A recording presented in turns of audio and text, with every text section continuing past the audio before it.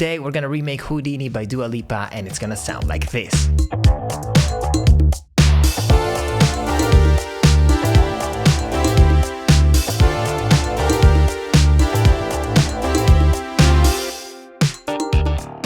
Alright guys, my name is badhabit. Today we're gonna break down and remake Houdini by Dua Lipa. Long overdue, I know, but still worth it because the production of this song is really next level. So how do you make such a catchy production that sounds different from everything else but at the same time so modern and refreshing? The song has been produced by Grammy-nominated artist and producer Kevin Parker, that I'm sure you know already as Tame Impala. And what we're gonna see is that Kevin uses a bunch of techniques, very simple but very effective, that starting today you can use in your own beats to bring them from average to pro. So the song is heavily inspired by the 80s. There's a lot of elements, a lot of sounds that remind you of the 80s and that Kevin put in there on purpose. And we're gonna start from the drums that to me sound like a Lindrum, a drum machine from the 80s that you've heard in countless songs, in thousands of songs that you know and that you probably love already. Our ears recognize that. And even if you don't know it's a Lindrum, when you hear it, you're like, I've heard this before. And when I'm looking for pre-made kits, I love to use samples from Mars. I like this one. I just want kick and snare for now. I just want to focus on that. So the first thing I like to do, if you know me, you know, is adding a little bit of drive. Something like that. We're going to need to do the same thing for the snare. But I think the snare could be tuned a little bit higher, possibly.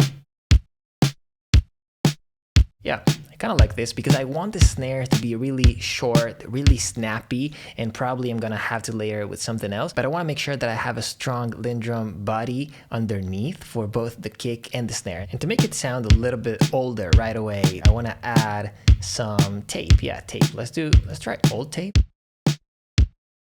Oh yeah, that's exactly what I was looking for. It's kind of softening the high end. And another one that I love to use on drums is this one. Oh, this is intense. We gotta dial it in little by little. So the kick sounds really good, but the snare is not really there yet. This is good, but it's good like more for the body, like I said, but we need to add probably some layers that make it sound a little bit more disco, a little bit more like definitely some claps layer to the snare as well. Oliver definitely has the best disco snares in town. I like this one because there's some clap. It's like pre-shifted. I might have to adjust this, but I kind of like the sound of it. We're gonna just put it in grid and let's just see how it sounds like this. Yeah, that's definitely too much. So what I'm thinking is actually cutting this and make my own pre-shifted snare by doing something like that and maybe fading. I don't know. I might have to play with this, but let's see. That's pretty cool. Okay, the blend of these two snares now is really good, but we're missing some claps. Definitely I hear some claps layer. It kind of reminds me of the DMX clap that only has the cha, that part of the clap, not really the flam, you know? Something like that. So while I was browsing for these claps, I also found the snare, again from Oliver, that sounds like this. As you can see, I just cut a little bit of the beginning because I only wanted that cha. I didn't want any flam because we already have the flam in this layer right here. And so now I layered these. Actually, I'm still layering these four and they sound like this together. You know, there's a little bit of snare that's helping, but mainly claps. Pretty cool. And one thing that I can do with either this or this, maybe this one, is just move it slightly ahead. Let's see, to have a little bit of that flam feeling also on the claps, but like really something that is not that noticeable. And there's also a clap that goes only on the 4 every 4 bars, and it's almost a bad quality clap. It's like so lo-fi and it sounds like this. Super cool. So now that we have the bulk of the drums, I want to jump to the bass right away because I want to get a feeling of what's happening in the song with drums and bass moving together. But before we do this, real quick, I want to add some processing to the drums because I want them to sound a little bit more 80s, like they're actually coming from an 80s song. So this is one of my favorite Ableton plugins. This is the drum bus. It's so cool. Like it sounds like nothing else out there. It comes with Ableton and it sounds like, I don't know, a super expensive plugin. Even just if I add it like this and I just press play, listen to this. My goodness, it sounds amazing. Without it, like right away, it sounds pro. It's unbelievable. A little bit of drive, and now I want to also add a little bit of crunch. Like it makes the transients stand out a little bit more. Some compression, something like this. Sounds pretty cool. And I'm also gonna add a little bit of boom, which is something that I rarely do, but I noticed that in the original song, the low end is very good on the drums. And so what I'm gonna do is add a little bit of this, and I'm gonna try to match the key of the song. So in this case, I need the boom to be on the note D. And a very cool feature is that you can also play with the decay. So if you leave it at 100%, it's gonna, you know, become more noticeable. If you decrease it, the boom is gonna be very short. I think something like this might be the sweet spot. So without this plugin, the drums don't even sound like the same drums. It's just unbelievable. This is so good. Okay, let's record the bass. We're gonna use this bass that I have right here behind me. I'm not a great bass player, but I'll do my best. So the bass line of this song is basically a loop. It's super repetitive. It's always the same, except for like the end of the song where the chords are finally changing for the first time. And what Kevin is doing here is using this technique of pulling from the past once again and like giving you something that you already know, that you're used to, because you've heard this in like countless songs from the 80s, songs that were built around the bass line. Like just to give you an example, Thriller by Michael Jackson. It's not that different from this one. And we're gonna do it a little bit better now. But we can break down this bass line in two parts. One, which only goes like this.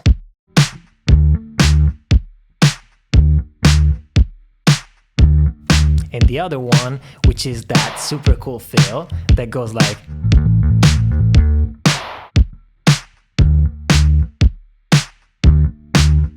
After a bunch of takes, I was able to get this. I just had to fix the length of the first note a little bit to make it really tight and short. And now we can try to record the other one, which is gonna be a little bit more difficult than this one. This is gonna get boring, so I might have to cut, and I'll see you when I'm done, when I actually can nail it. Okay, I was able to find the first actual good one on take 18, and I just duplicated 4 times because that was the only one that I had. Okay, it's not bad. But the bad news is that I need it double because it sounds to me like they doubled it and they have panned one to the left and one to the right. So I need a different take. I cannot just take this one and pan it to the left and the right. That would be useless. So I need to find a second one. I got lucky on take 20. There was also another good one. Okay, and so now we can take this, pan it to the right, take this, pan it to the left, and maybe we're gonna have to decrease the volume a little. And let's see how they sound. Yeah. All right. So the feeling is there. The sound is not exactly it, but I think I played it with the right feeling. It almost sounds like I'm good. Okay, the pocket is there now, but I need to tweak the sound a little, especially this bass riff. So the most obvious thing to me is that this bass is going through an amp, through some cabinets or speakers, something like that. And you know what's my favorite plugin to do that? It's Isotope Trash. It has a crazy collections of like amps, body, textures. And in this case, I'm just gonna go for amps first of all. I'm gonna try some sounds. We don't need something transparent now. We need something that kind of changes the sound a lot.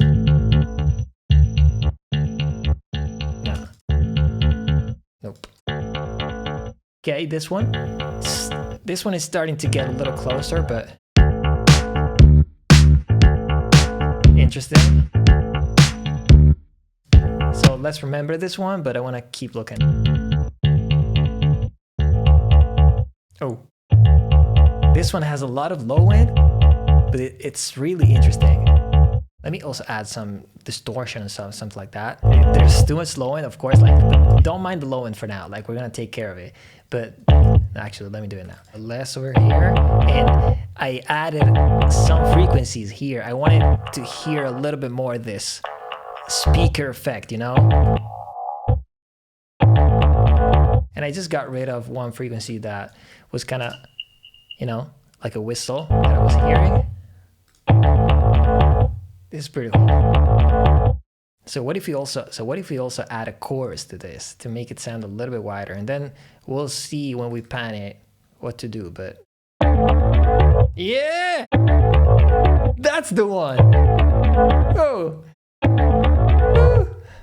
like, I'm gonna keep it for sure, even if I'm panning this, because this is giving it that texture that I hear in the original one. I love this. Oh my. But maybe I need to apply some more EQ into this. Now it feels like there's so much high end that I don't need. Something like that. And maybe even low end.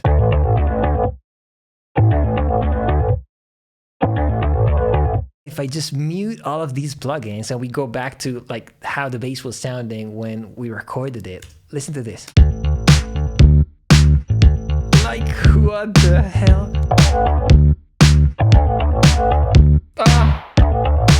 Oh my, Kevin would be proud of me right now. Kevin, if you're watching this, I know you're proud of me right now. Take all this, copy it to the other track, pan this to the left and this to the right. Let me hear it. Oh my god. Too loud, but oh yeah.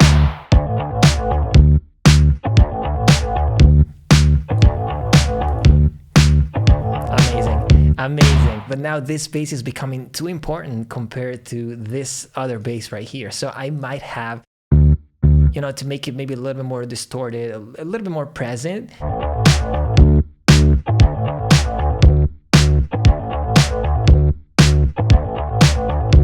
Yeah. Super dark. More saturation here. Let's boost the bass.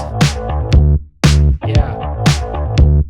So I want to add a little bit of low into this one.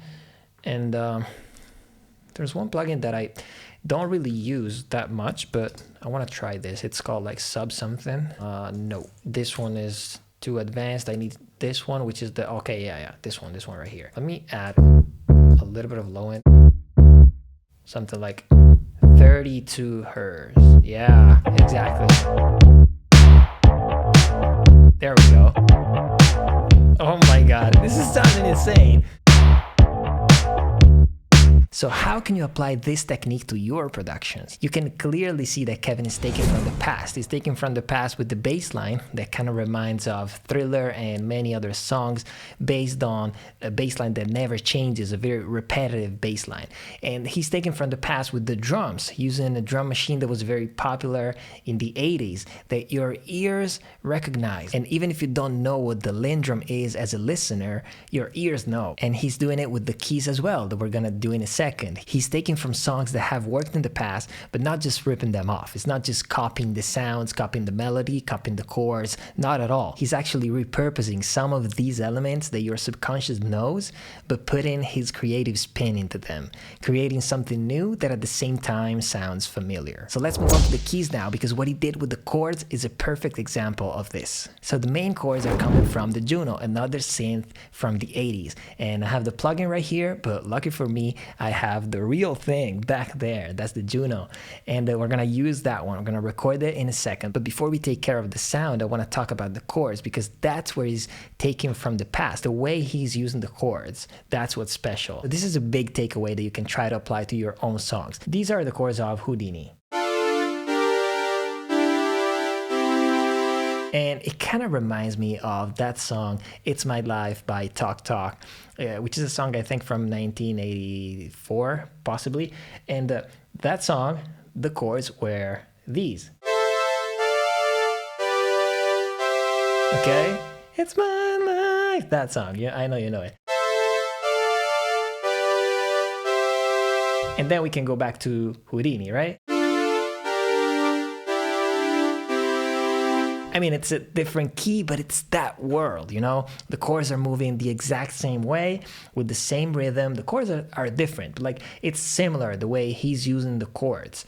But there's one big difference between the two songs, and that's what I like, you know, when you're like trying to reference something, but you're doing it in a different way. And what's different is that in this case, the bass is never moving. Like in Houdini, the bass is always D. And so we can play these chords over the D bass, which is this one, okay? So we can play this, which is the same as playing it always on this note, the D, right? So in the other song, the bass was actually changing, it was moving. You know, so the bass here is changing. In Houdini, it's not changing, but the bass line it's referencing Thriller. So it's like kind of a blend of references of different songs that we know, that we love. And when you put them together in a smart way without stealing or copying anything, but like you're trying to take some of the elements, but at the same time you're putting your creativity into this, that's when the magic happens. That's when you create something new that sounds kind of familiar, and the listener will be like, damn, I kind of know this song, but how is it possible? It just came out. Now it's time to record the actual Juno. All right, so the sound I use with the Juno is actually super simple. It's probably one of the first sounds that you find in the first banks. It's already pretty close. One thing that I want to do right away is adding a little bit of noise and making the release a little bit longer. Yeah, I want a little bit longer release, and also I need the sustain to be all the way up. So let's try now. Okay, now it's kind of overlapping, so it feels like it's a little bit too long. These things are really sensitive, so I want to make it a little bit more noisy and maybe cut the lower frequencies. Yeah, so one thing that I can do is actually record the MIDI and then send the MIDI to the Juno so we can just keep it in loop and just focus on the sound.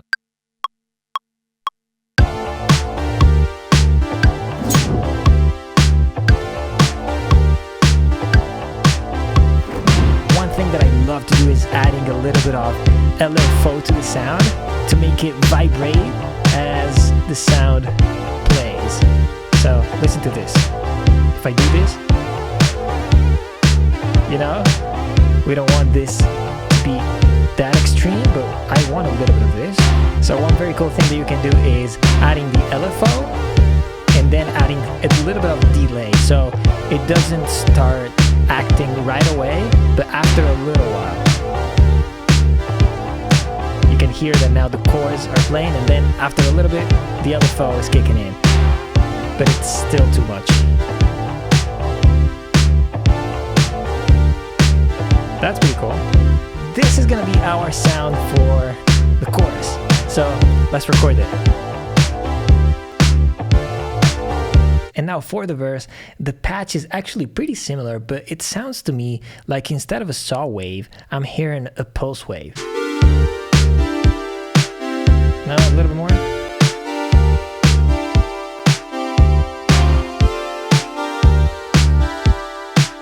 Something like this. But now for the verse, we don't need as much release.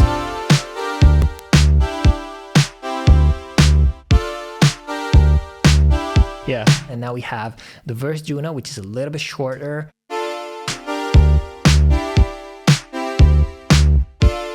And then we have the saw wave, longer for the chorus. So I found a few layers to add on top of the main one, and these are just synths that cover different frequencies, you know. And I have a toy piano right here coming from the Prophet. I have this one, which is coming again from the Prophet, and this one that has a totally different texture, a lot of reverb that helps like adding space to the song, and together now they sound like this. Yeah. One thing to mention is that I also added some filtering to this verse Juno. You know, very simple filtering with the filter moving and opening towards the second hook. And I just made it a little bit more mono, same thing that I did for the main one, and added some saturation. I just chose a very basic preset and applied it to both of these. I also added 2 layers of percussions that I was hearing in the original song, and as soon as I heard those percussions, I knew they were coming from the 727, and I recorded them in audio, but I can show you what I did. So I basically just found a preset and I tweaked it. This is the sound of the 80s when it comes to percussions. You know, it's this drum machine right here, 727. And so basically this pattern right here, and I added a second one because I needed to add also a cabaza, and I used this one, second instance. Yeah, they're adding some very cool accents, and the pocket now is just amazing if I put it together with the bass.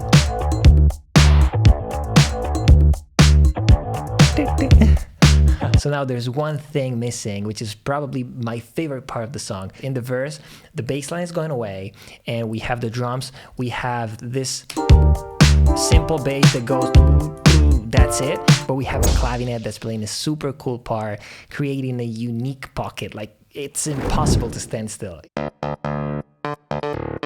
It's pretty good already. Oh. Oh. Whoa.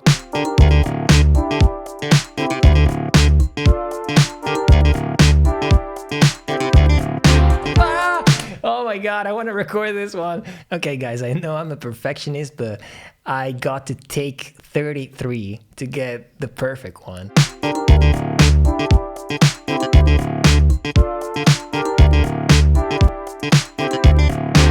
Format a little bit up, more mids.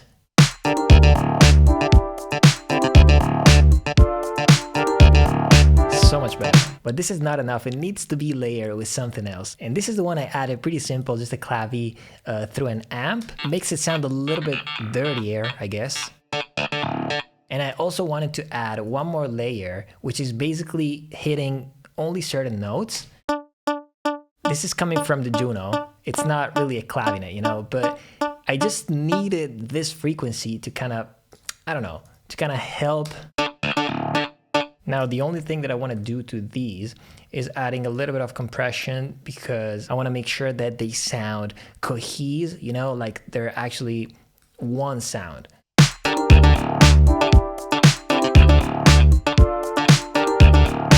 I don't want any crazy peaks. Okay, so I got one final thing for you. I want to remake that guitar solo that they have at the end, you know, that guitar probably going through a fuzz. I want to just reorganize the session as I always do, and then we're gonna jump straight into that. All right, guys, I organized my session now, and I want to just show you a couple of things that I have noticed just a few minutes ago and that I added real quick. In the second hook, we have some hats heavily swung, like they're not in grid at all, and they sound like this. And also pretty important, we have a tom fill to transition from one section to another. Super cool. And to do this, I used Contact. I just went for a very simple 80s drums. We're in the 80s, but this is, you know, a real kit. This is not a drum machine. This is a kit. I just applied very basic gate to have that, you know, Phil Collins vibe. Yeah.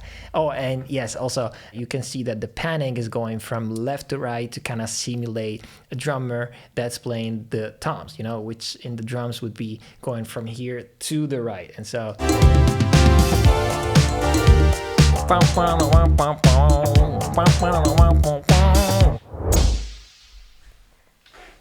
all right. Damn, this is pretty cool. Oh my god, now I gotta try to play it actually with the song. Oh, come on!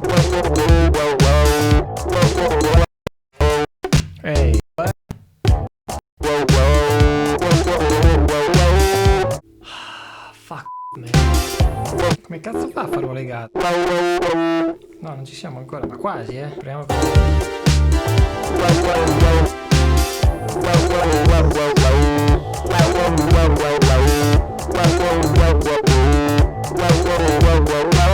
Okay, finally, we have it. I'm pretty happy with this. I mean, I'm not a pro guitar player, but this sounds good enough to me.